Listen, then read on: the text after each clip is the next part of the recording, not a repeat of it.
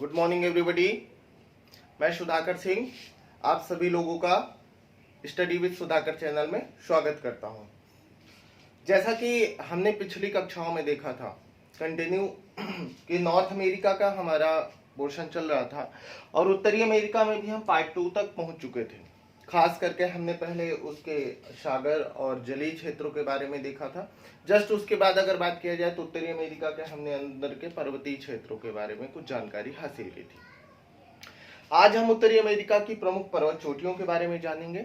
आप लोगों से सभी से निवेदन है कि अपनी कॉपी पे मैप जरूर ड्रॉ करिए, बनाइए जरूर। गलत बने या सही बने वो बात की बात है, लेकिन आपको बनाना है और उसमें आइडेंटिफाई करना है चीजों को, ठीक है? क्योंकि आपके लिए लोकेशन महत्वपूर्ण। जब आप मैप को बनाते हैं और फिर उस पर ड्रॉ करते हैं तो आप बेहतर तरीके से चीजों को समझने में अपने आप को बेहतर पाते हैं। क्लियर है? चलिए आगे शुरुआत करते हैं। आज हमारा नॉर्थ अमेरिका का जो ये क्लास है पार्ट 3 है। याद रखिएगा उत्तरी अमेरिका का पार्ट 3 है। सबसे पहले जैसे आपको पता है कि ये अलास्का का रीजन है, कनाडा का रीजन है, यूएसए है, ये मैक्सिको है और चारों तरफ फैला हुआ जलीय क्षेत्र है, अंदर पर्वतीय क्षेत्र है। पर्वतीय क्षेत्रों में अगर बात किया जाए तो सबसे महत्वपूर्ण कौन कौन से पर्वत आते हैं, उनमें पर्वत चोटियां कौन सी प्रमुख है वो देखते हैं। खास करके ये पर्वत चोटियां सबसे महत्वपूर्ण है, सारे एग्जाम में पूछी जाती हैं। एक बार यूपीएससी में भी, आईएएस में भी पूछी जा चुकी है, पीसीएस में कई बार पूछा जा चुका है, अदर एसएससी वगैरह के एग्जाम में भी कंटिन्यू से पूछा जाता है। इसलिए आने वाले सभी एग्जाम के लिए यह महत्वपूर्ण है, ठीक है? तो कल मैंने इस पर चर्चा भी की थी कि अगर हम अलास्का की बात करें तो अलास्का में एक पर्वत चोटी है माउंट मैकिनली, और माउंट मैकिनली जो है अलास्का रेंज की चोटी है। यहाँ पर अलास्का रेंज बताया था, अलास्का पर्वत श्रेणी बताई थी। जस्ट अलास्का रेंज में अगर बात किया जाए तो यह मैकिनली पर्वत चोटी की अगर हम बात करते हैं तो 6194 मीटर है, 6194 मीटर है, जो पूरे उत्तरी अमेरिका की सबसे लंबी या सबसे ऊंची पर्वत चोटी है। ध्यान रखना है, यह उत्तरी अमेरिका की सबसे ऊंची पर्वत चोटी है। इसके बाद हम आएंगे कनाडा के क्षेत्र में। तो कनाडा में एक पर्वत चोटी है माउंट लोगान। कौन सी? Mount Logan. माउंट लोगान जो पर्वत चोटी है ये 6050 मीटर ऊंची है।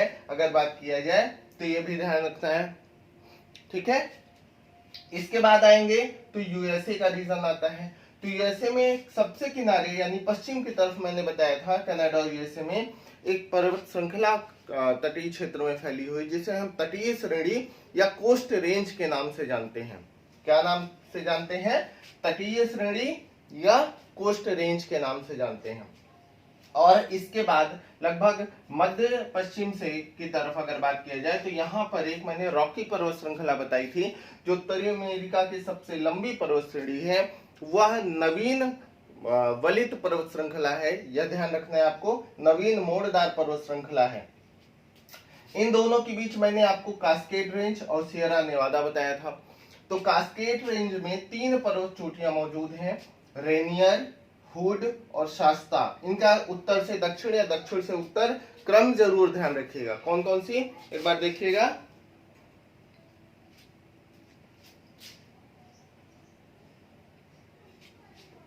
रेनियर, फिर हुड, फिर शास्ता, ये तीनों पर्वत श्रेणियां मौजूद हैं। क्लियर है? इसके बाद अगर बात करें तो दक्षिण की तरफ ही एक और पर्वत श्रेणी है माउंट विटनी। माउंट विटनी आप हिंदी में चाहें तो कॉपी पे लिखते जाइएगा। माउंट विटनी जो 4418 मीटर ऊंची है, यह यूएसए की सबसे ऊंची चोटी है।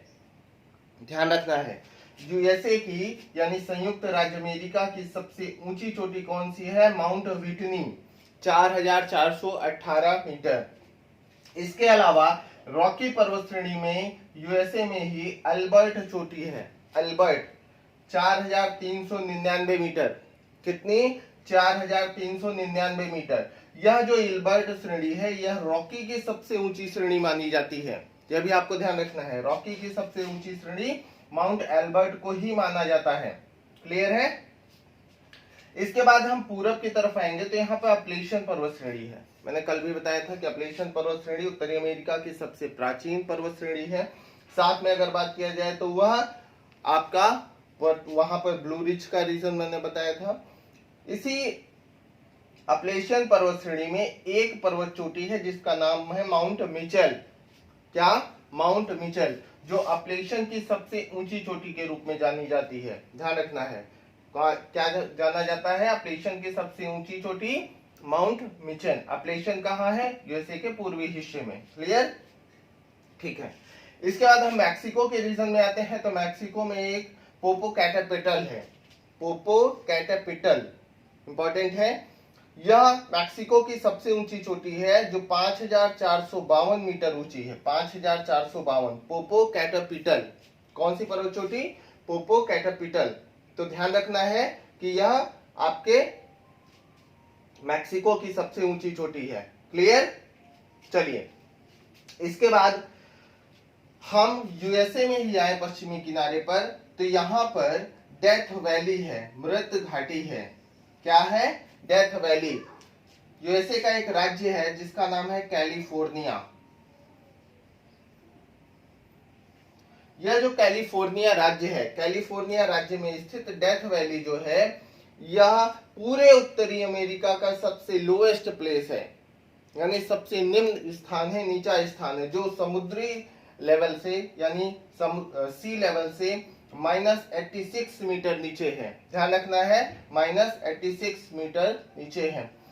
प्लीज आप लोग 30 सेकंड का समय ले लीजिए, 1 मिनट का समय ले लीजिए, ये मैप बना लीजिए कॉपी पर और इसी तरह इसे नोट कर लीजिए, फिर आगे चलते हैं।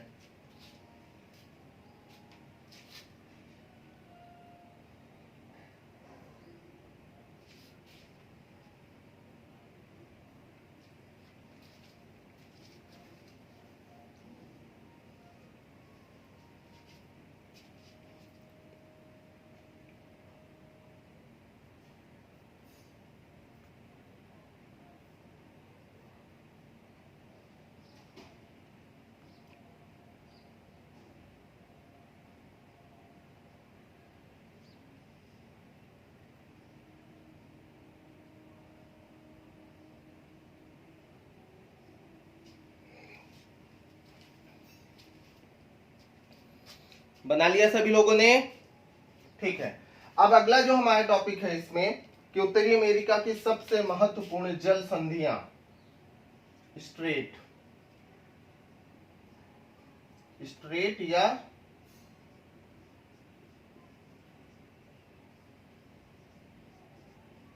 जल संधि। दो शब्द होते हैं, एक होता है स्ट्रेट या जल संधि, दूसरा शब्द होता है चैनल।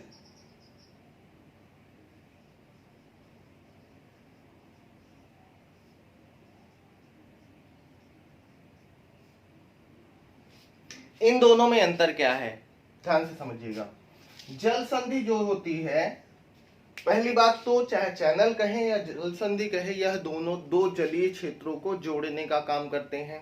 ध्यान रखना है कि पास में मौजूद उपलब्ध दो जलीय क्षेत्रों को जोड़ने वाला जो स्थल जलीय क्षेत्र होता है उसे जल संधि या चैनल के नाम से जाना जाता है। पहली बात। दूसरी बात, जलीय संधि जो होती है, स्ट्रेट जो होती है, ये हमेशा प्राकृतिक होती है, नेचुरल होती है, और जल संधि प्राकृतिक होती है, नेचुरल होती है, और यह उथल भी हो सकती है और गहरा भी हो सकती है, यानी इसकी गहराई ज्यादा भी हो सकती है और कम भी हो सकती है, और संकीर्ण पट्टी के रूप में फैला हुआ कोई भी जलीय क्षेत्र होगा जो दो जलीय क्षेत्रों को जोड़ेगा उसे हम जल संधि या स्ट्रेट के नाम से जानेंगे। अगर हम चैनल की बात करें तो चैनल क्या होता है? चैनल प्राकृतिक भी हो सकता है और मैन मेड भी हो सकता है, यानी मानव निर्मित भी हो सकता है। दोनों तरह की संभावना यहां पर है, लेकिन चैनल हमेशा गहरा होगा, ये याद रखना है। इसकी गहराई क्या होगी? हमेशा अधिक होगी। ठीक है, चौड़ाई भी इनफैक्ट कह सकते हैं कि गहरा हो सकता है, ज्यादा हो सकती है। तो यह जल संधि और आपके चैनल में अंतर रहा। अब आइए उत्तरी अमेरिका के प्रमुख अगर हम जल संधि और चैनल के बारे में देखते हैं। ठीक है,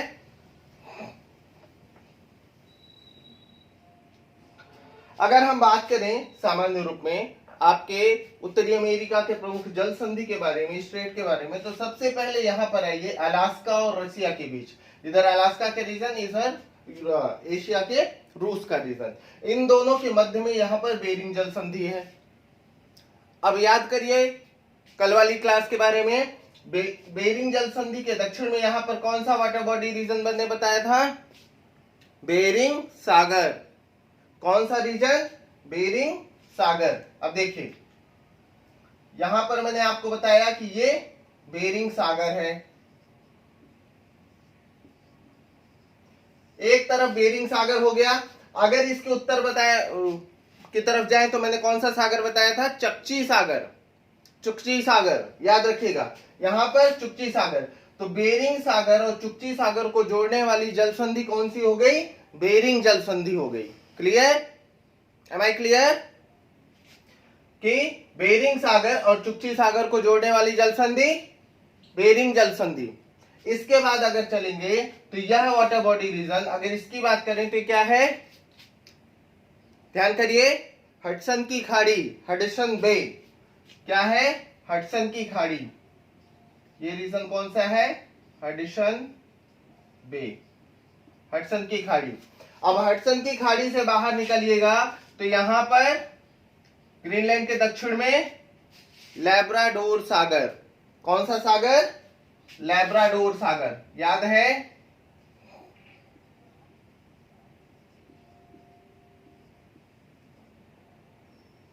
क्लियर है? लैब्राडोर सागर। अब लैब्राडोर सागर और हडसन बे को जोड़ने वाली जो जल संधि है वो है हडसन जल संधि। कौन सी जल संधि? हडसन जल संधि।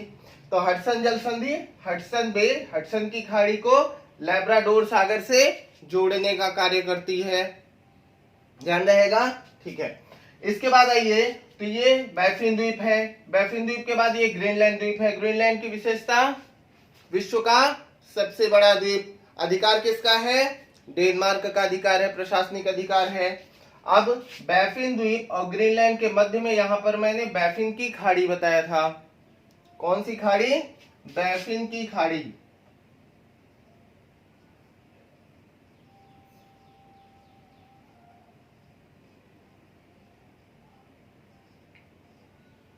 अगर आपके पास एटलस है, कोई भी एटलस हो, तो उत्तरी अमेरिका का मानचित्र खोल करके खास करके फिजिकल मैप को जरूर देखते चलिएगा और हाइलाइटर से हाईलाइट करते चलिएगा, रिवीजन में आसानी होगी।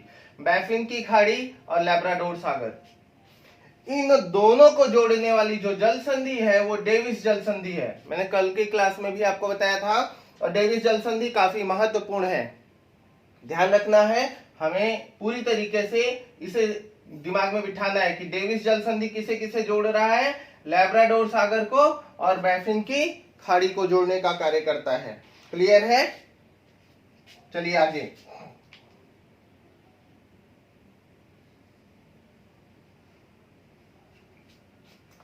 इसके बाद आएंगे हम तो लैब्राडोर सागर के आगे चलेंगे तो यहां पर अगर इस क्षेत्र की बात करें तो ये सरागासो का क्षेत्र है, सरागासो का क्षेत्र।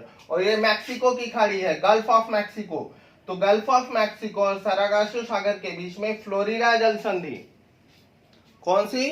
फ्लोरिडा जल संधि, फ्लोरिडा स्ट्रेट। याद रखना है, फ्लोरिडा जल संधि किसे किसे जोड़ रहा है? मैक्सिको की खाड़ी को सरागासो सागर से। और जस्ट यहाँ पर मैंने द्वीपीय देश बताए थे कई, जिन्हें कैरेबियन कंट्री कहा जाता है। उनके बगल दक्षिण में कैरेबियन सागर, याद आ रहा है? कैरेबियन सागर। और कैरेबियन सागर को और मैक्सिको की खाड़ी को जोड़ने वाली जल संधि युकाटन, युकाटन चैनल। अब याद रखना यहां पर क्या है? Not a straight, it is a channel, Yucatan channel. Clear?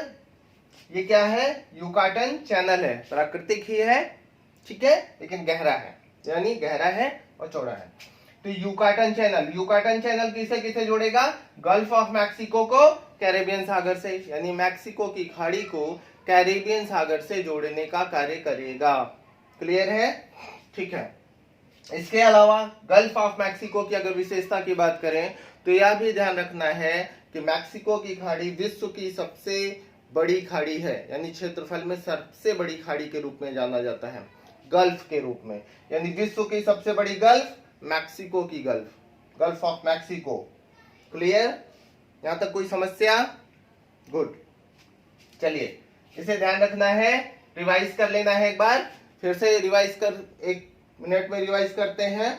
Alaska में माउंट मैकिनली, कनाडा में लोगान, यूएसए में आएंगे तो रेनियर हुड सस्ता, इसके बाद माउंट विटनी यूएसए की सबसे ऊंची चोटी, ध्यान रखना है, और रॉकी में एल्बर्ट, एल्बर्ट सबसे ऊंची चोटी यूएसए में है, अपलेशियन में माउंट मिचेल, ठीक है, मैक्सिको में पोपोकैटेपिटल, याद रखना है। इसके अलावा कैलिफोर्निया, यूएसए के पश्चिम में कैलिफोर्निया राज्य में डेथ वैली, मृत घाटी, जो उत्तरी अमेरिका का सबसे निचला स्थान है, याद रखना है, कहाँ है? यूएसए में है, ठीक है, -86 मीटर सी लेवल से नीचे है, यह भी आपको ध्यान रखना है। इसके बाद आते हैं जल संधियों में, बेरिंग जल संधि बेरिंग सागर और चकची सागर को जोड़ता है, हडसन जल संधि हडसन की खाड़ी और लैब्राडोर सागर को जोड़ता है, डेविस जल संधि बैफिन की खाड़ी और लैब्राडोर सागर को जोड़ने का कार्य करता है।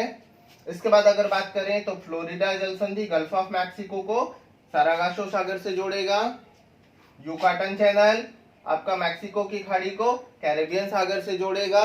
इसके अलावा पनामा नहर मैंने बताई ही थी कि पनामा नहर यहाँ पर स्थित है, तो जो आपको ध्यान रखना है, ठीक है, पूरी तरीके से यह आपका उत्तरी अमेरिका की पर्वत श्रेणियां और प्रमुख जल संधियां रही। कल हमने यहाँ पर 5 झीलों के बारे में चर्चा की थी कि कनाडा और यूएसए के मध्य में 5 झीलें हैं। 5 झीलों में कौन कौन सी हैं, रिवाइज करिए। सबसे पहले सुपीरियर, दूसरा मिशिगन, फिर ह्यूरॉन, ईरी और ओंटारियो, ये 5 झीलें थी। पांचों झीलों को आपस में जोड़ा गया है। सुपीरियर और ह्यूरॉन के मध्य में कौन सी नहर? सू नहर। ह्यूरॉन और ईरी के मध्य में अगर बात किया जाए तो वेलिंगटन नहर, और ईरी और ओंटारियो के मध्य में कौन सा जलप्रपात? नियाग्रा जलप्रपात, विश्व का सबसे बड़ा जलप्रपात है जो कनाडा यूएसए दोनों में स्थित है। क्लियर? गुड। इसके अलावा आपको याद रखना है, कल का मानचित्र अगर याद करेंगे हम तो सामान्य रूप में जो मिशिगन है, अगर हम इसे यूं निर्मित कर दें तो ये याद रखना है कि मिशिगन जो आपकी झील है, मिशिगन झील पूरी तरीके से यूएसए में स्थित है। कहाँ स्थित है? यूएसए में। कई बार एग्जाम में पूछा गया है कि मिशिगन झील का संबंध किस देश से है, तो यूएसए से है। वह बॉर्डर पर नहीं है, यानी कनाडा में नहीं है। बाकी चारों झीलों का क्षेत्र कनाडा में भी आता है और संयुक्त राज्य अमेरिका में भी आता है, लेकिन मिशिगन झील का संबंध कनाडा से बिल्कुल भी नहीं है। वह पूरी तरीके से कहां पर स्थित है, अगर बात किया जाए तो आपके यूएसए में स्थित है। क्लियर है? ध्यान रखना है। साथ में मैंने बताया था कि ये सेंट लॉरेंस नदी है, और सेंट लॉरेंस नदी और ये झील मिलकर के विश्व का सबसे लंबा आंतरिक जलमार्ग बनाते हैं, जो व्यापारिक दृष्टि से कनाडा और यूएसए दोनों के लिए प्रसिद्ध है।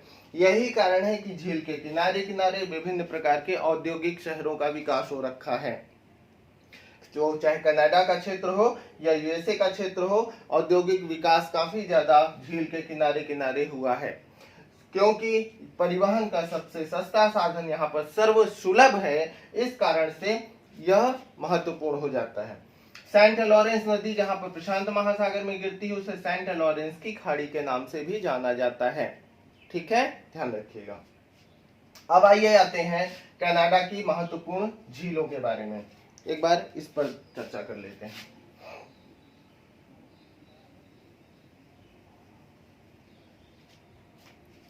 अगर हम कनाडा की बात करें तो कनाडा में सबसे उत्तर की तरफ एक झील यहां पर मौजूद है,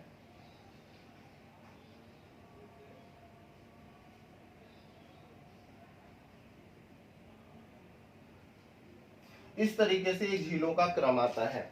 कई सारी झीलें हैं, छोटी छोटी झीलें हैं, बर्फ से निर्मित झीलें हैं जो यहाँ पर मौजूद हैं। अगर सबसे उत्तर की तरफ बात करें तो ये है ग्रेट बियर झील।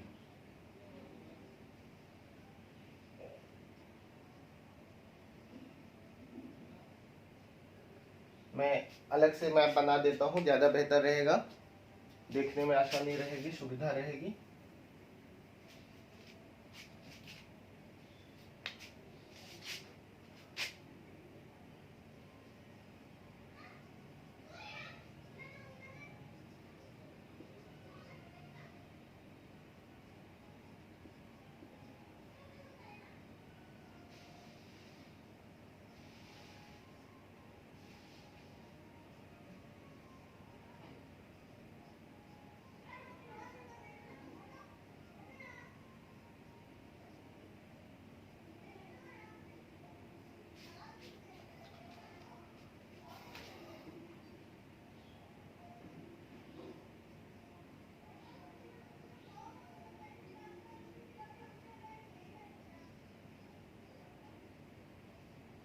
देखिए ये 5 झीलें हैं जो कनाडा में सबसे ज्यादा प्रसिद्ध हैं।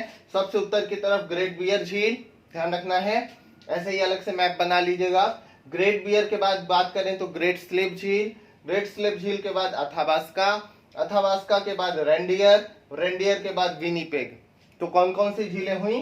Great Bear, Great Slave, Athabasca, Reindeer और विनीपेग झील। इन सभी का संबंध किससे है? आपके कनाडा से है। ठीक है, विनीपेग एक शहर भी है यहाँ पर कनाडा में, जहां पर विश्व की सबसे बड़ी गेहूं की मंडी है। कौन सा शहर? विनीपेग, जहां पर विश्व की सबसे बड़ी गेहूं की मंडी है कनाडा में, यह भी ध्यान रखना है। तो ये 5 झीलें हुई। इसके अलावा 5 झीलें मैंने बॉर्डर पर बताई, जिसमें मिशिगन पूरी तरीके से जैसे है, बाकी 4 बॉर्डर पर मौजूद है। तो इस प्रकार से आज की कक्षा रही। ठीक है, नेक्स्ट क्लास में मिलते हैं इसी के में भी शायद अंतिम पार्ट के रूप में। जो भी महत्वपूर्ण शहर होंगे, अन्य सारी चीजें होंगी, उस पर चर्चा कर लेंगे। अगर आपको मेरा वीडियो अच्छा लग रहा है, आपको चीजें समझ में आ रही हैं, आपको लगता है कि इस वीडियो के द्वारा आपको कुछ महत्वपूर्ण जानकारी प्राप्त हो रही है जो आपके परीक्षा की दृष्टि से महत्वपूर्ण है, तो प्लीज मेरे चैनल को सब्सक्राइब करें, शेयर करें और लाइक करें, और कमेंट में मुझे जरूर बताएं। साथ में बेल आइकन जरूर क्लिक करें, जिससे आने वाली सारी वीडियोस की जानकारी आपको प्राप्त हो सके। चलिए, have a good day, bye bye.